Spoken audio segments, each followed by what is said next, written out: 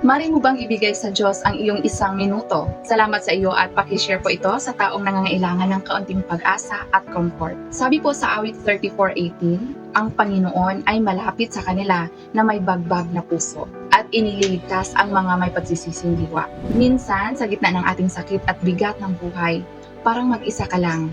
Pero tandaan mo, hindi malayo ang Diyos. Nasa tabi mo siya ngayon, mas malapit pa kaysa sa akala mo. Nakikita niya ang luha mo, naririnig niya ang dasal mo, at hinahawakan niya ang puso mong pagod at sugatan. Alam mo ba, si Hana sa Biblia umabot sa puntong wala na siyang masabi. Tahimik lang siyang umiyak sa harap ng Diyos, pero hindi siya binaliwala ng Panginoon. Naalala siya ng Diyos, sinagot siya at binago ang buhay niya.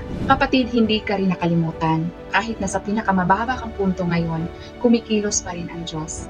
Nagpapagaling, nagbabalik at muling nagtatayo ng buhay mo. Ang presensya niya ay kapayapaan at ang pag-ibig niya ay hindi nagbabago. Kung naniniwala ka na kahit sa katahimikan, kasama mo ang Diyos, mag-comment ka ng Amen.